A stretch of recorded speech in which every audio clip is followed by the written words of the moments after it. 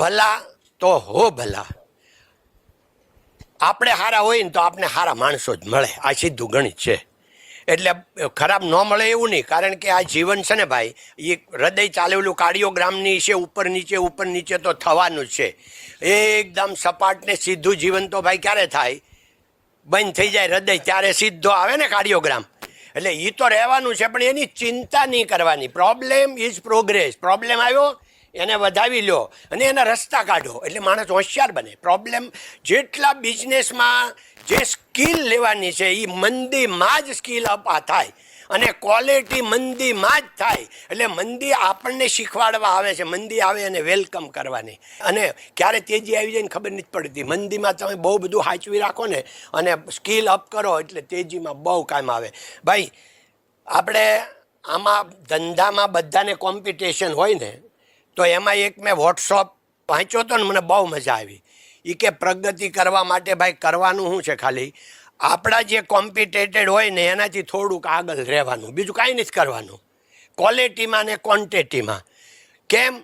તો એમ કે સિંહ છે એ હરણની પાછળ જ્યારે પડે તો એ હરણે બચવા માટે સિંહ કરતાં એની ગતિ થોડી વધારે રાખવી પડે. અને સિંહે જો એને શિકાર કરવો હોય તો હરણ કરતાં એની ગતિ થોડી વધારે કરવી પડે. આપણા ધંધામાં એટલું જ છે, બીજું કાંઈ નથી. બાકી બધા હરખા ચાલતા હોય. આપણી ગતિ આપણે કરવી હોય થોડીક વધારવાની, ઓલાની ગતિ ઓછી થાય એમ નથી. અને આપણને અગર કોમ્પિટેટેડ હેરાન કરતો હોય તો એની ગતિ કાંઈ ઓછી થાય એમ નથી. આપણે દોડીને મોર થઈ જવાનું ને એને અડવા નહીં દેવાનું. આપણે બધા એમ કે ભાઈ સુરતને સિંગાપુર બનાવવું છે કે સુરતને દુબઈ બનાવવું છે.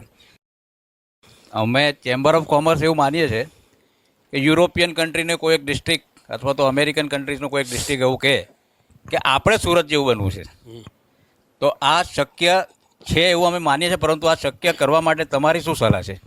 નહીં, આપણી પાસે જે છે ને એ કોઈની પાસે નથી. આપણી પાસે છે ને ફેમિલી લાઈફ છે, એ દુનિયામાં ક્યાંય નથી. અને ફેમિલી લાઈફ એ લાગણીથી ભરેલી છે, ભરપૂર લાઈફ છે. બીજે બધે કોરી લાઈફ છે, કોરી.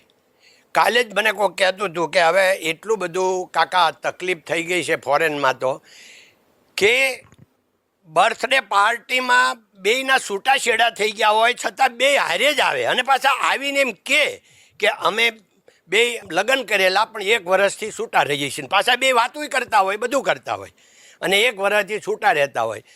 ત્યાં સુધી તો હજી વાંધો નહીં, પણ છોકરાઓ 7, 8, 10 વર્ષના હોય એ એમ કે આ મારી મમ્મી છે, આ મારી સેકન્ડ મમ્મી છે અને ઓલા મારા ફાધર છે ને ઓલા સેકન્ડ ભાઈ કંઈ જે ભાષા બોલાતી હોય એ બધાના છોકરાઓ 7, 8 વર્ષના ઓળખાણ કરાવે ને એમાં ગૌરવ લે. આ પ્રોબ્લેમ બહુ મોટો છે, કારણ કે એના જન્મથી જ એના આ ફેમિલીનું કાંઈ આવ્યું જ નહીં. એને તો એમ જ હોય કે મમ્મી પોહાય ત્યાં સુધી પપ્પા હારે રે, ભાઈ બીજે વહી જાય. પપ્પાને મારી મમ્મી હારે પોહાય ત્યાં સુધી રે, બીજી મમ્મી ગોતી લે. એને હાવ નેચરલ લાગે, સામાન્ય લાગે છે. એ લાઈફ નથી, એ લાઈફ નથી. એ બધા દુઃખના ક્યારેય કોઈના ભાઈ ઈચ્છા, જ્યારે તમે લાભ વધતો જાય ને એમ લોભ વધતો જાય.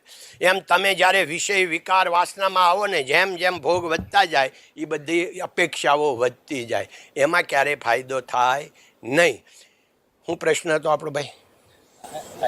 બધા એવું કે આપણે સુરતને ઠીક, સુરતમાં હા ભાઈ, સુરત એવું છે એટલે સુરત સારું છે, પણ આપણે એ સ્વીકારવું પડે કે સુરત છે ને એ લેબર સિટી ગણાય, હેપીનેસ સિટી ગણાય. હેપીનેસ કોણ હોય ખબર? લેબર હોય. આપણને એમ થાય શેઠિયા બધા બહુ ઇન્ડસ્ટ્રીયાલિસ્ટ થઈ જાય ને હેપી હોય. હેપી હંમેશા લેબર હોય. જે હાર્ડ વર્ક કરે ને એ લોકોને હેપીનેસ હોય. તમે ક્યારેક રોડ ઉપર એકલા કોઈ ન ઓળખે એવી જગ્યાએ નીકળજો અને રોડને પછી એ બધા જે વર્કરો હોય, જે આખો એક લેબર વર્ક, જે ગરીબ ન કહેવાય પણ લોઅર મધ્યમ વર્ગ, એની તમે જે હેપીનેસ એ લોકો વાતો કરતા હોય ને જે જોતા હોય ને એની હારે જો બેહવાન લાવવા મળે ને તો હેપીનેસ કોને કહેવાય તમને ખબર પડશે. કે પૈસા સુખ આપે એ મોટી બ્રહ્મણા છે. પૈસા સાધન આપીએ કે પૈસા કોઈ દે સુખ આપતા. પૈસા છે ને એ સાધન આપે પણ સુખ તો ખાલી સમજણ જ આપે. સમજણ એટલે સમજણ આપણા માટે બહુ મહત્ત્વની છે.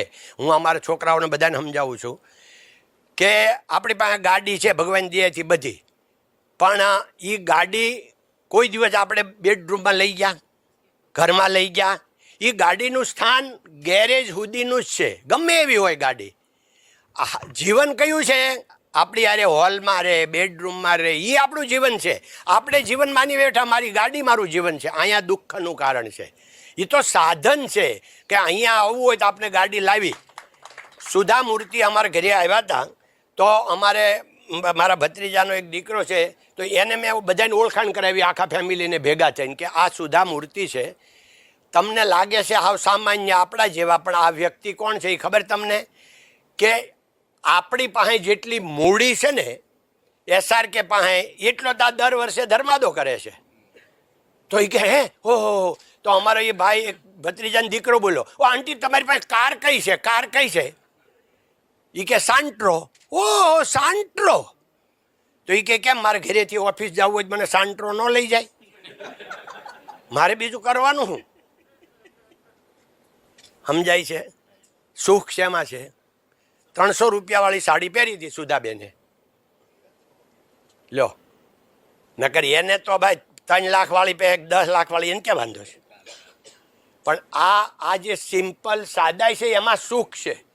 એક આપણા ગુજરાતનું ગૌરવ કહેવાય એવી સુધાબેને વાત કરી. મેં કીધું બેન તમે અહીંયા આવ્યા તો એકલા કેમ આવ્યા? તમે કોઈને લાવ્યા નહીં, તમારી બેનપણી હોય, પીએ હોય? તો કે ભાઈ બધાને મુંબઈ મૂકીને આવી. કેમ?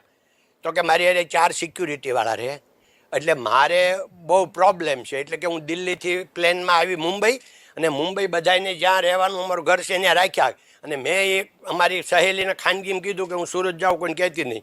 હું એકલી એટલે આવી કે ગુજરાતમાં સિક્યુરિટીનો સેફટીનો પ્રોબ્લેમ નથી, એટલે હું એકલી આવી. બોલો હવે આ ગુજરાતની આપણને ત્યારે આપણી છાતી ગદગદ ફૂલે. તમે કીધું ને સુરત શું કામ આવે? That is the Surat. એટલે લાગણીશીલ બહુ છે સુરત, અને બહુ ઉદાર છે. ઉદારતાના ઇતિહાસ હોય, લોભિયાના કોઈ દે ઇતિહાસ હોય. અને તમે આજ બધાય ઉદાર બની જવાના છો.